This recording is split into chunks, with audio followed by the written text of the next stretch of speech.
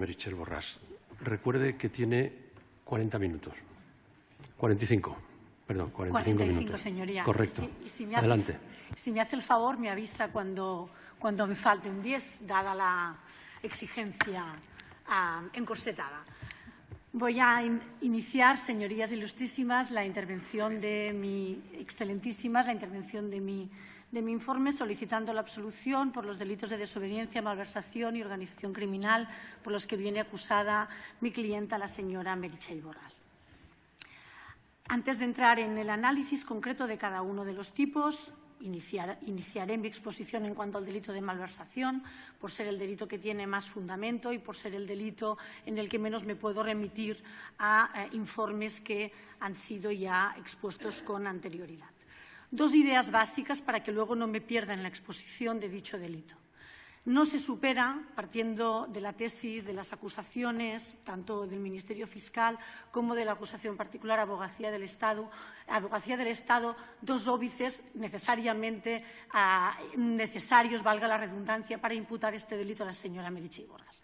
Me refiero al óbice temporal y al óbice competencial.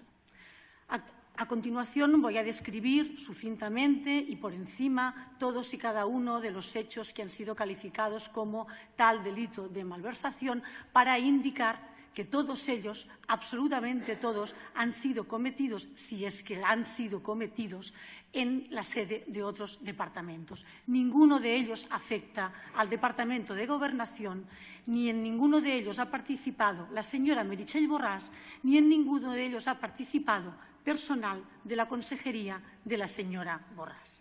Por tanto, no se supera el óbice competencial que, si me permiten sus señorías, en un delito, como se ha dicho, especial propio, tiene especial relevancia y interés, porque solo puede cometerlo aquel que realmente tiene las funciones y tiene la capacidad y tiene la competencia para producir y para dominar el acto del que se le acusa.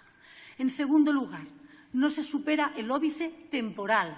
¿Por qué? Porque tanto el auto de procesamiento como los escritos de conclusiones sitúan la intervención de mi representada en la asunción como autora de estos presuntos delitos, de este presunto delito, en fecha 6 de septiembre del año 2017. Y si vamos al pormenor de cuándo fueron acordados todos estos actos susceptibles, según las acusaciones de malversación, vemos que absolutamente ninguno de ellos ha sido adoptado ni ha sido comprometido el gasto con posterioridad a esta fecha.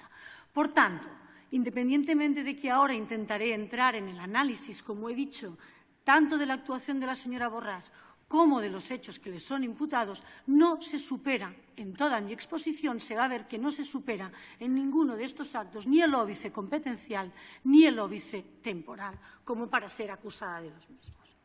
Claro, sin superar estos dos óbices, una se pregunta: ¿por qué una petición de más de 7 años de cárcel por un delito de malversación que no ha sido ejecutado, supuestamente y a efectos retóricos, en la consejería de mi representada, ni se ha demostrado, ni se ha visto en este acto del juicio oral ninguna intervención, ya no de ella, sino de personal de su departamento? Porque el sesgo, y permítanme la expresión, no es una calificación que le guste mucho esta parte, pero desde luego las acusaciones nos han adornado de adjetivos que tampoco he considerado yo muy adecuados a lo largo de estas 50 sesiones.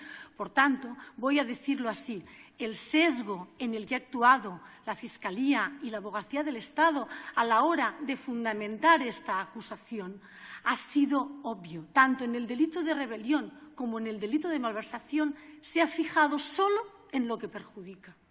No ha analizado los hechos en su globalidad, con lo bueno y con lo malo, lo que debería ser la función de aquel que defiende el interés de la legalidad, de aquel que defiende el imperio de la ley, de aquel que defiende la actuación de la justicia en protección del Estado. Solo han sido valorados aquellos aspectos que perjudican y aquellos aspectos que pueden ser interpretados de forma que apuntalen este sesgo acusatorio, este celo acusatorio de ambas acusaciones. Voy a poner algunos ejemplos.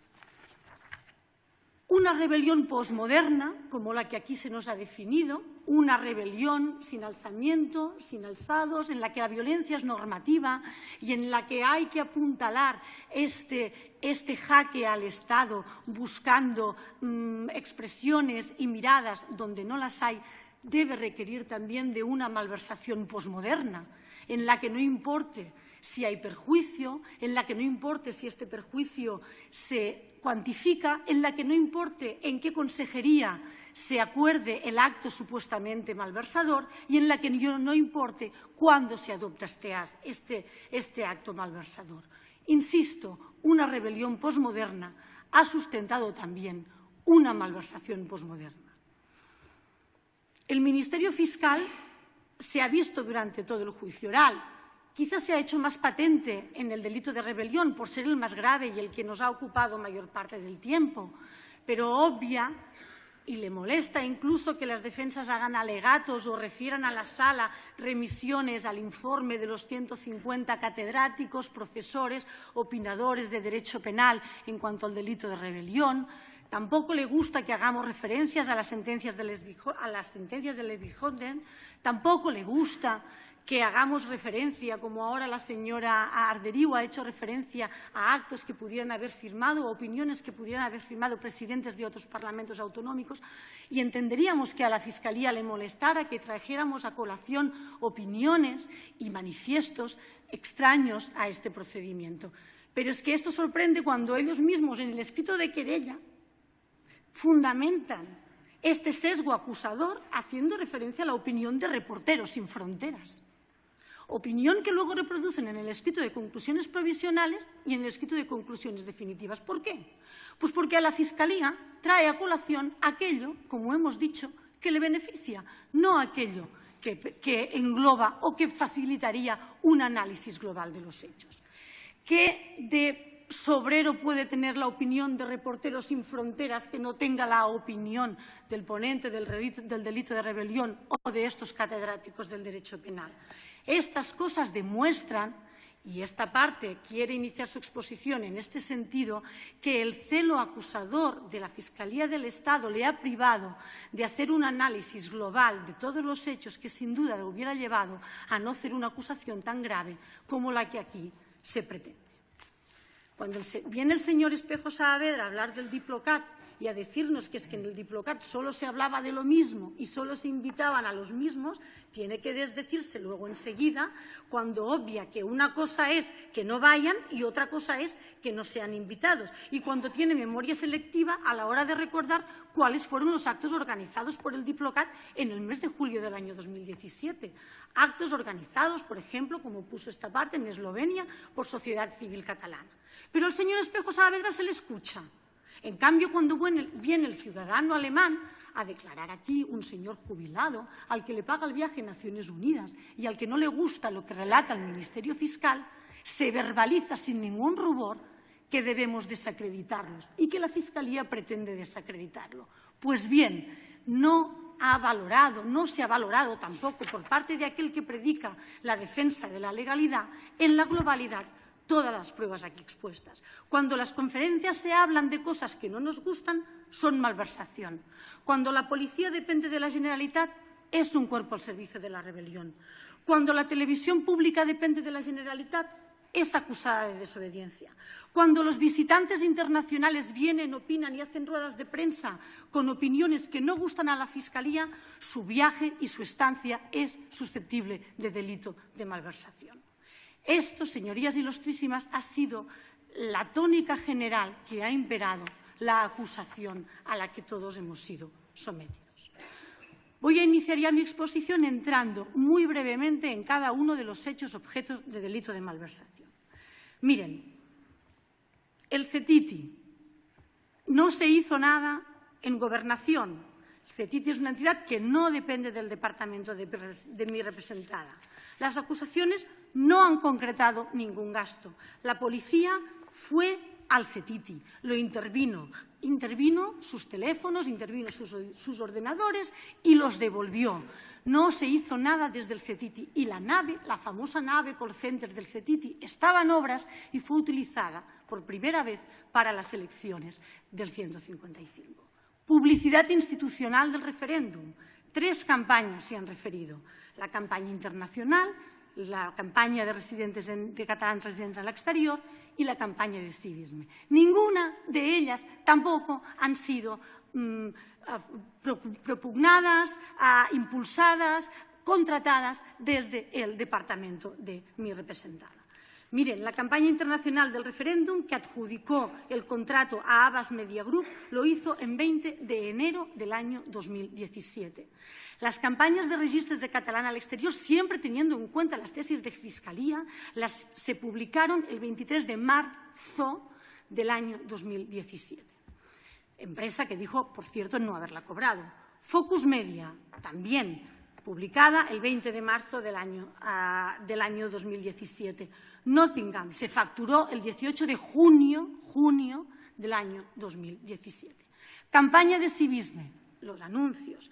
Me remito en bloque a lo que dijo mi compañero Jordi Pina, pero en todo caso las acusaciones las sitúan en el mes de agosto del año 2017.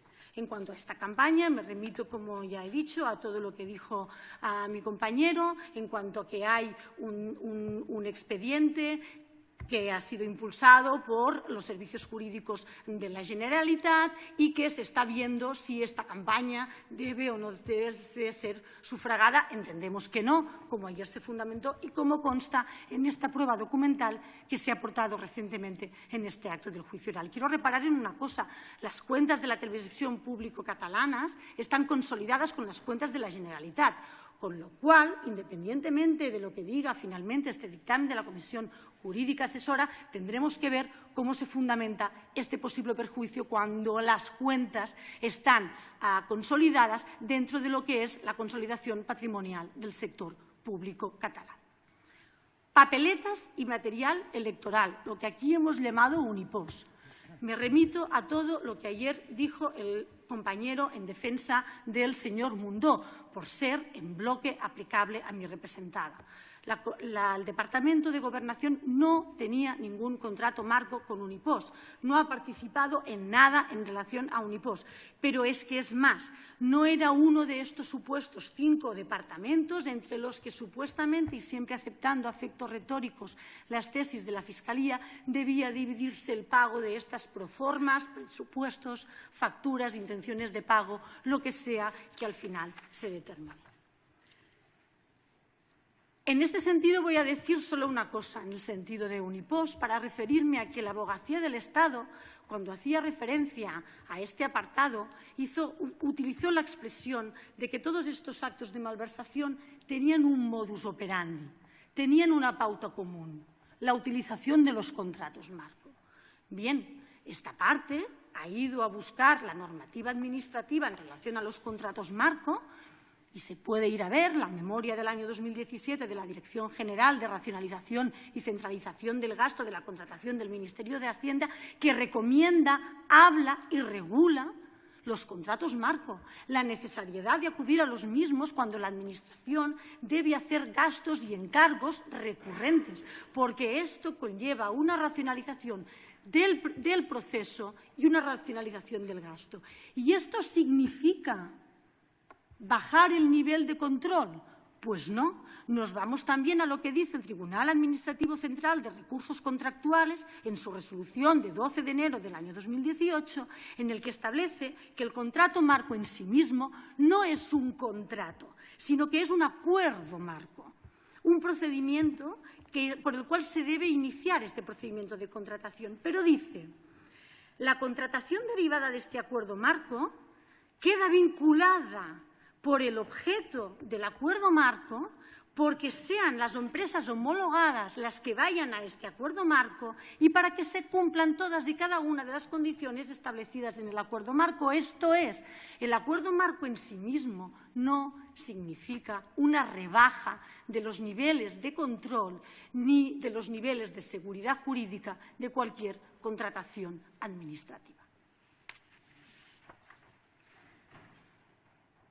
Cuando una defiende a la señora Borràs, que tiene el convencimiento, la seguridad, la certeza de que ni ella ni su departamento, ni nadie de su departamento hizo nada relacionado con el referéndum, le sorprende que en el día del informe la Abogacía del Estado hable de que en Unipost, porque estoy en bloque de Unipost, se intervino sobres o papelería de la empresa Celatum y se afirme que la empresa Celatum fue una de las empresas que resultarán adjudicatarias de los contratos marco de suministro electoral.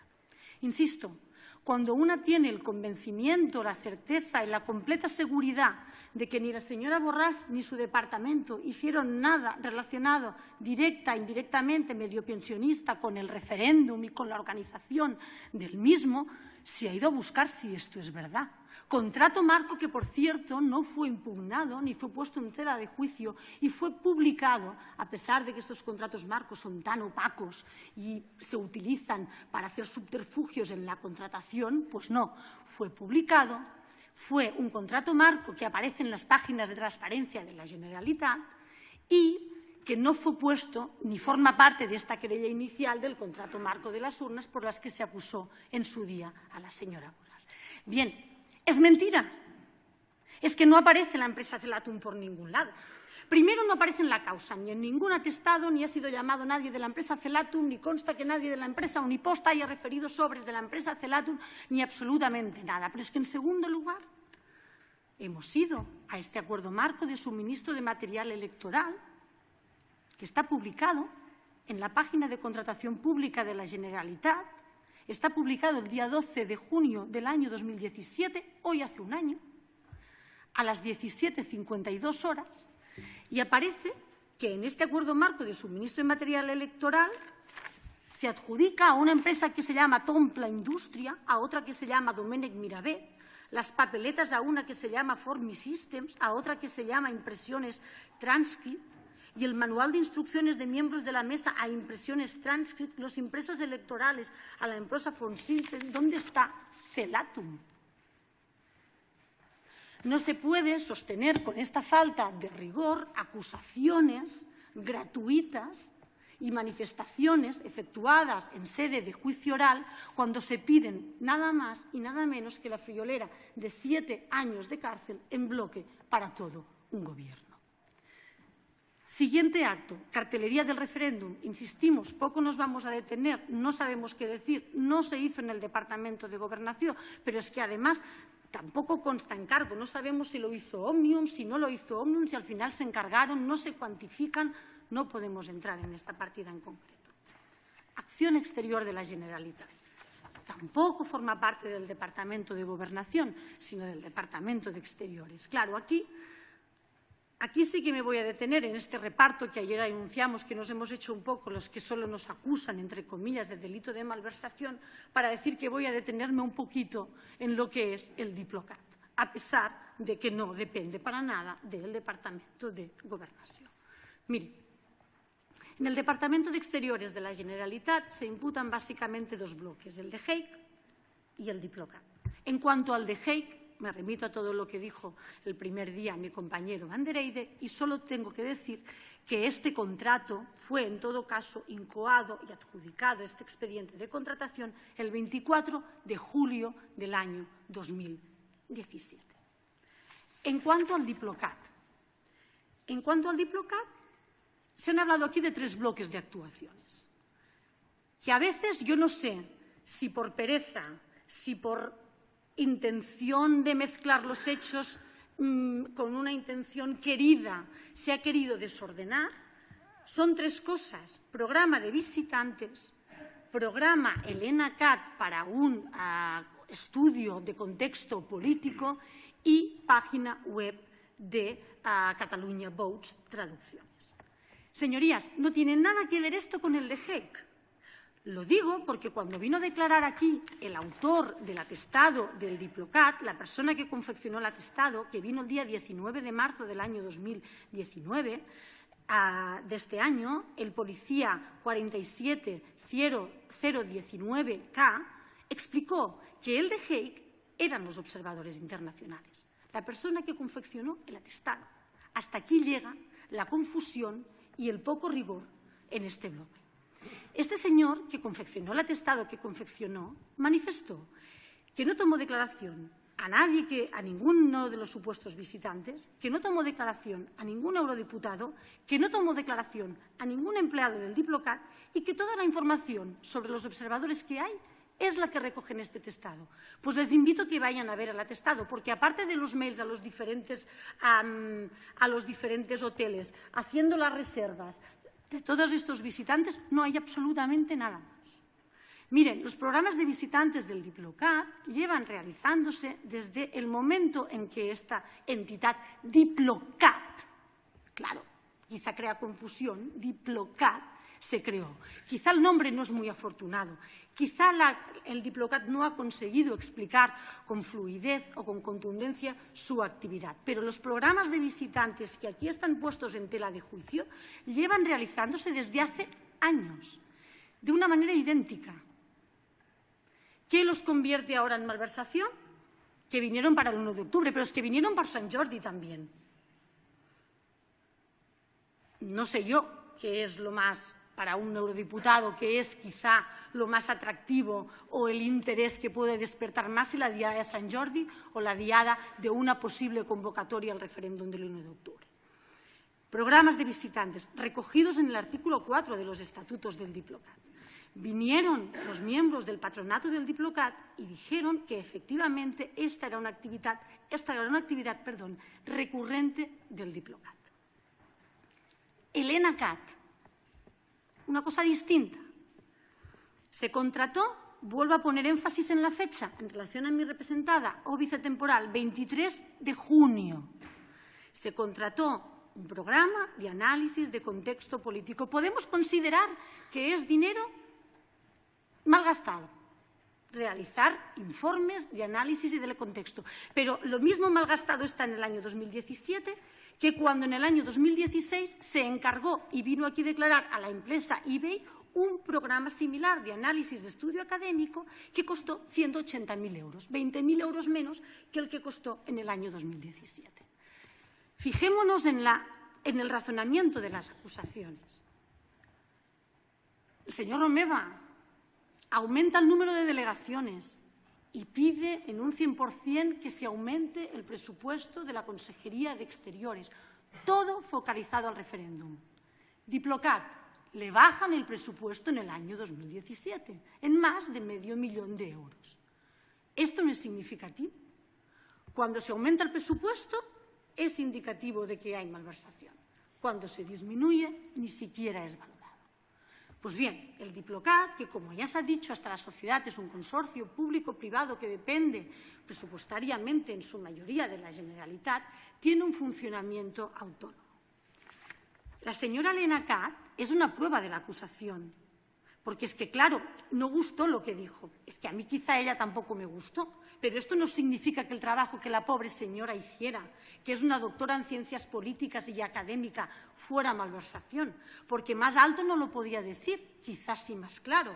No vino a realizar ningún trabajo de observación, porque el trabajo de observación es otra cosa por definición. Ella vino a realizar un trabajo de análisis de contexto político. ¿Y cuándo cobraron sus honorarios? Pues cuando los diferentes expertos que fueron viniendo fueron facturando sus gastos y su trabajo. ¿Hasta cuándo? Hasta enero del 2018. Importante. Entendemos esta secuencia de pagos con intervención del Diplocat, con aplicación del 155. Albert Royo vino a declarar testigo de la acusación. Lo digo porque, claro, esta parte, su función es escuchar todos los comentarios y todo lo que sucede en este acto de juicio oral en todas estas 50 sesiones. Y el presidente ha repetido hasta la saciedad que formará convicción de lo realmente practicado en este acto de juicio oral. Y claro, una se pregunta, quizá hubiera sido más cómodo para el señor Albert Royo acogerse, como han hecho la mayoría de imputados en el juzgado de instrucción número 13, a su derecho a no declarar y no venir aquí a poner todos los focos en el Diplocat, provocando así que se hable más de la institución de lo que naturalmente quizás hubiera sido objeto de acusación. Pero es que hay la necesidad de explicar qué es y la convicción de los actos, de lo que uno realmente hace. El señor Albert Royo, que está en el Diplocat desde el año 2013, contestó a todas las preguntas de todas las acusaciones, explicó en qué consistía esta actividad con luz y taquígrafos, a pesar de estar investigado y con la convicción de que nada de lo que hizo puede ser susceptible de ser considerado organizativo del referéndum. La web Catalunya Votes, una web cuya publicación se remonta a enero del año de 2015. No quiero engañar a la sala. Si ahora se va a la página web, el anuncio que hay es horroroso porque es bloqueado desde el 1 de octubre. Pero es que son traducciones mensuales a razón de 2.500 euros al mes que llevan pagándose desde hace más de 3 años y que nadie nunca, ni Fiscalía, ni TSJ, ni absolutamente nadie, esbozó el más mínimo ápice de ilegalidad en cuanto a estas traducciones. ¿Las vamos a convertir ahora automáticamente en delictivas? Otra prueba de la acusación del Diplocat, el señor Felipe Martínez Rico, que dijo que lo sospechoso del Diplocat fue el retraso en cumplimentar el requerimiento. Bueno, es que se lo notificaron un día 29 de septiembre por la tarde viernes y tardaron 3 días hábiles en contestar. Si aquí nos tenemos que coger en lo sospechoso de su actuación, apaga y vámonos. La señora Diplocat, el señor alemán que vino aquí, von Grunberg, el 23 de marzo, que hizo exactamente lo mismo que hizo el señor Andrei Junco. Uno se pagó el viaje por parte del Diplocat y otro se lo pagó Naciones Unidas, para hacer exactamente lo mismo. Naciones Unidas va a reclamar el importe de los gastos a alguien que hizo exactamente lo mismo y que aquí acusamos de malversación por haber pagado el viaje. ¿Realmente es esta la malversación del Diplocat? Continúo y acabo. El 11 de abril, la Fiscalía preguntó a uno del Cuerpo Nacional de Policía 82-910 si había visto a alguien con la acreditación de observador internacional en un colegio. Y contestó, no, había una persona con un cartel que ponía visitante internacional. Han circulado por aquí unidades de inteligencia enteras de policía y de guardia civil, numerosos votantes. Absolutamente nadie ha referido que hubiera visto a alguien acreditado como observador internacional. Señorías, hagan caso a lo que ustedes mismos dijeron, formen convicción de lo que realmente ha quedado probado en este acto de juicio oral. Porque vinieron a declarar el señor Jordana, el señor Millet, el señor Daniel García y el señor Pisarello, miembros del patronato del Diplocat, para decir que cuando se cesó el 155, el Diplocat se reavió, ninguna de las 39 entidades se ha dado de baja, continúan con su actividad y nadie ha reprochado ninguna actuación. Acabo el bloque con el que me había comprometido. Otro bloque por el que se acusa de malversación, los locales. Sé que el letrado de la señora Bassa va a tocar especialmente este punto por cuanto él mismo interesó la pericial que aquí se practicó. Tan solo quiero decir una cosa. Como dijo el Xavier Uriós aquí, el Departamento de Gobernación tiene locales dentro del territorio. Del listado aportado tanto por los peritos de la acusación como por los peritos de la defensa, no hay un solo local, ni uno del Departamento de Gobernación. Pero es que por no haber, no hay ni una sola carta, ni una sola misiva, ni de la Meritxell Borràs, ni de miembros de su departamento, pidiendo facilitación en la puesta a disposición de locales para facilitar los hechos del 1 de octubre.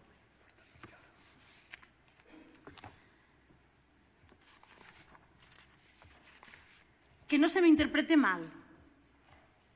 Tengamos cuidado con lo que hacemos con determinados gastos a la hora de considerarlos delictivos o no. Esta parte entiende que efectivamente los poderes públicos tienen el deber de velar porque el patrimonio, el presupuesto público que hay en una administración pública sea realmente destinado al interés general y no se desvíe de este uso.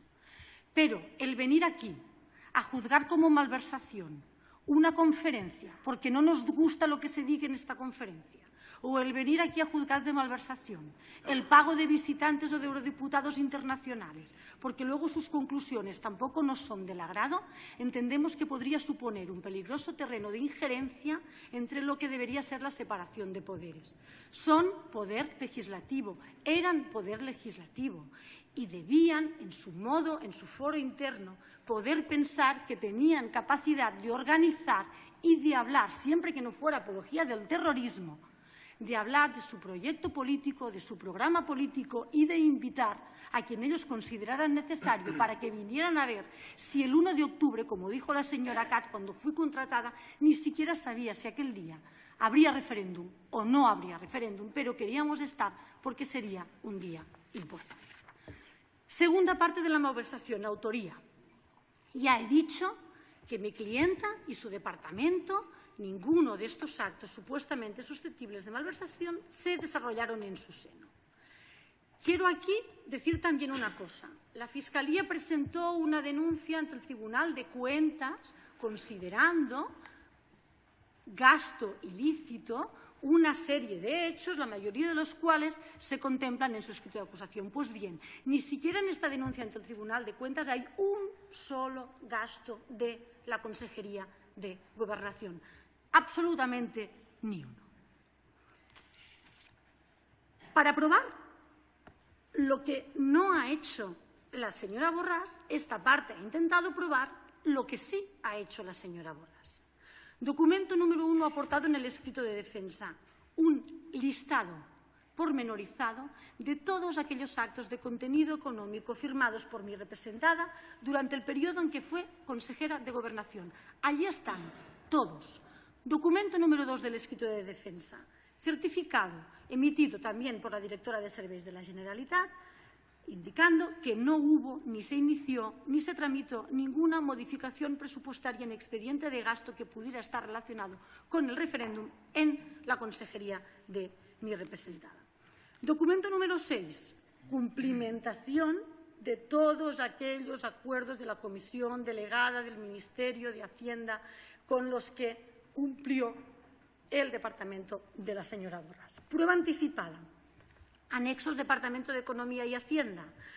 Carpeta 171.030. Respuesta anexos. Tomo 15. Folio 5.356. Del Departamento de Gobernación, Juzgado de Instrucción 13, no hay ni uno solo de los gastos que ustedes aquí refieren.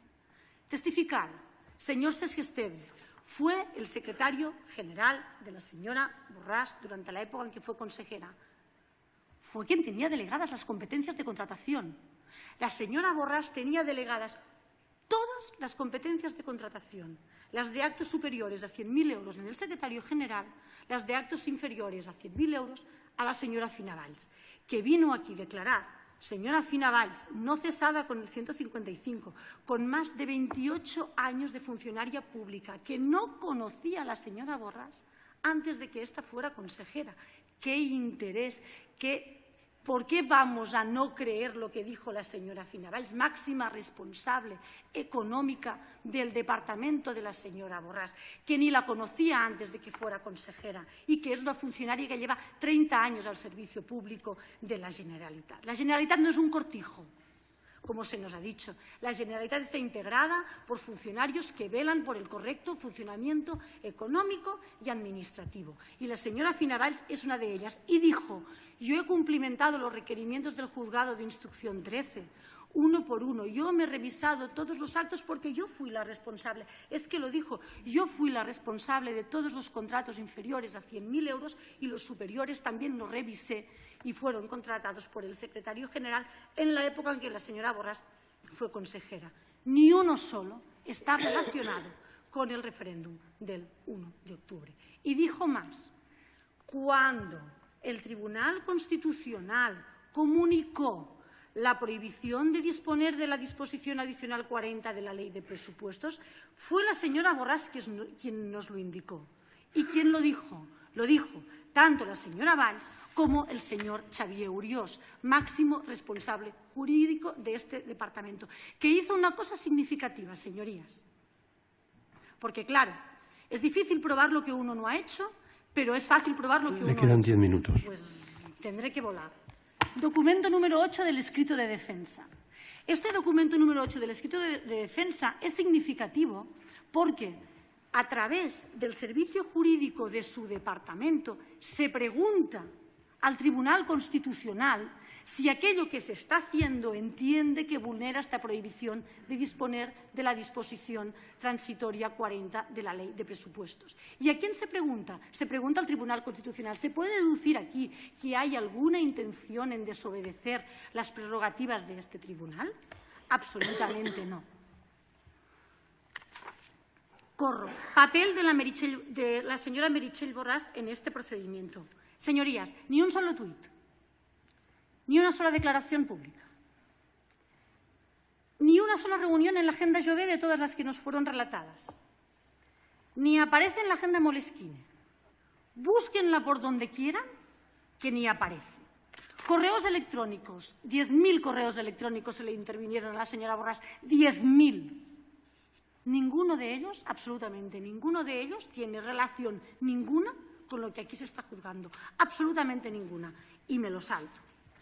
Tenía pormenorizado cada mes todos los correos electrónicos. Mírenselos ustedes. Tercer punto. Si mi representada no puede ser autora porque no era competente de estos gastos, ¿cómo pretende la Abogacía del Estado y la Fiscalía imputar este título de autora a mi representada? Pues lo hace a partir del acuerdo de fecha 6 de septiembre. Este acuerdo, insistimos, se utiliza para obviar este óbice competencial. A partir de esta fecha, el Gobierno en bloque es garante, a partir de este acuerdo y de los requerimientos del Tribunal Constitucional, y, por tanto, en bloque responde por esa única malversación, que es así como se ha construido, una única malversación, no un delito continuado de malversación, se ha construido como una única malversación de todo lo relacionado con el referéndum.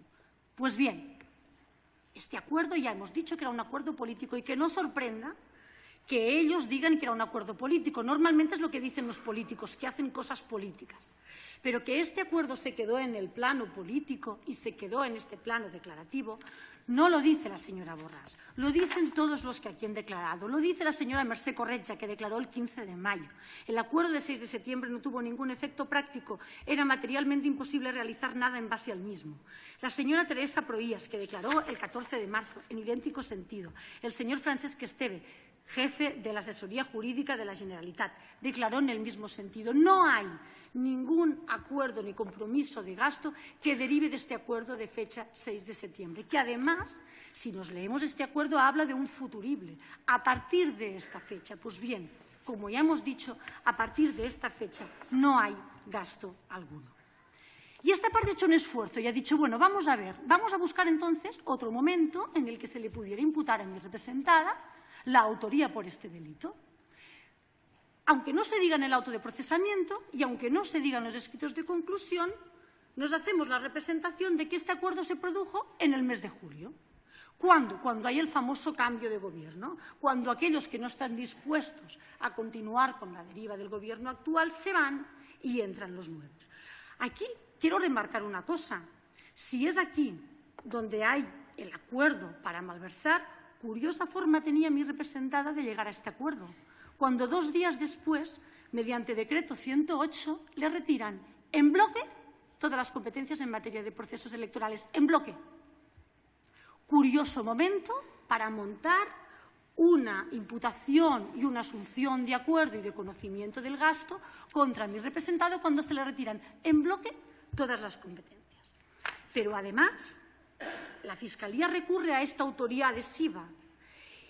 Doble adhesión, porque para el caso de la señora Borràs se tendría que adherir a la autoría de aquellos que no son acusados porque ya se han ido, porque muchos de los actos susceptibles de malversación han tenido lugar antes del mes de julio y que no han sido imputados, y adhiriéndose además una doble adhesión a aquellos gastos realizados en el seno de otros departamentos de otras competencias. Construcción que, en base al principio de culpabilidad y en base al principio de legalidad, le parece a esta parte absolutamente imposible de construir.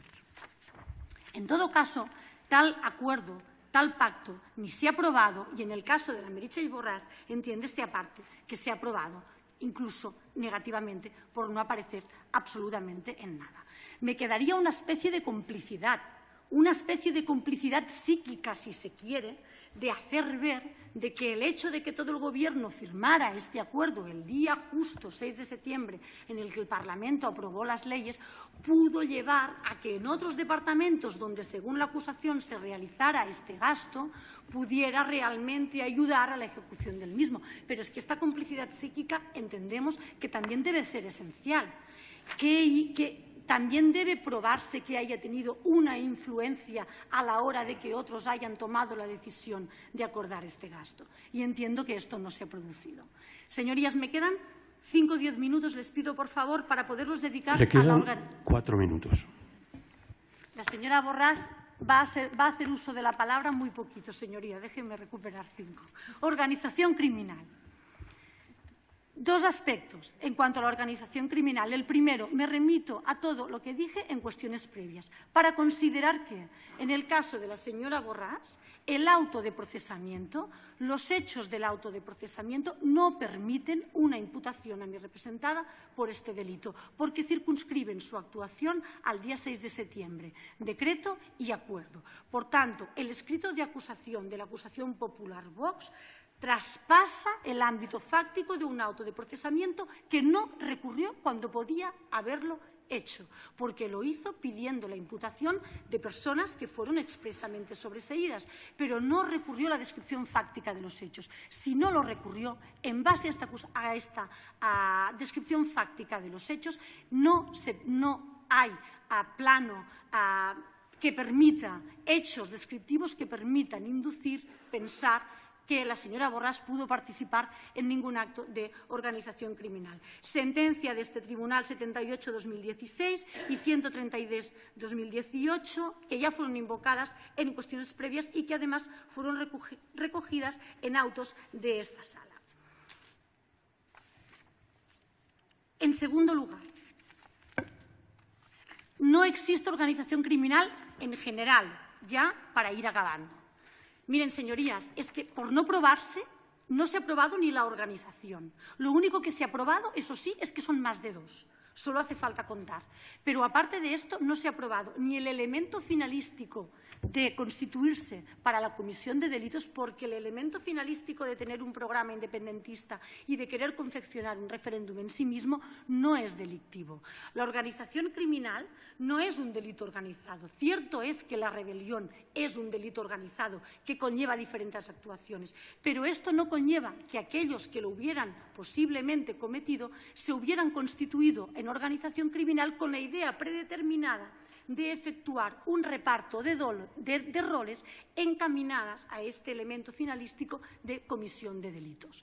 No hay absolutamente nada en este plenario, por mucho que se ha intentado, que haya podido traslucidar, que haya podido significar que efectivamente nadie aquí se constituyó como una organización encaminada a cometer delitos. La Generalitat está organizada, como lo están las empresas, como lo están muchas estructuras en nuestra vida social, pero esto no significa que cualquier delito que pueda cometerse por 2 o más personas que integran una determinada organización conviertan a esto en organización criminal. Y acabo, señorías. 2 minutos. Primer minuto o primeros 30 segundos. Miren, considero esta parte, la anunció en cuestiones previas en cuanto a la organización criminal, y lo repito ahora, que la acusación popular ha ejercitado de manera abusiva y arbitraria la acción penal.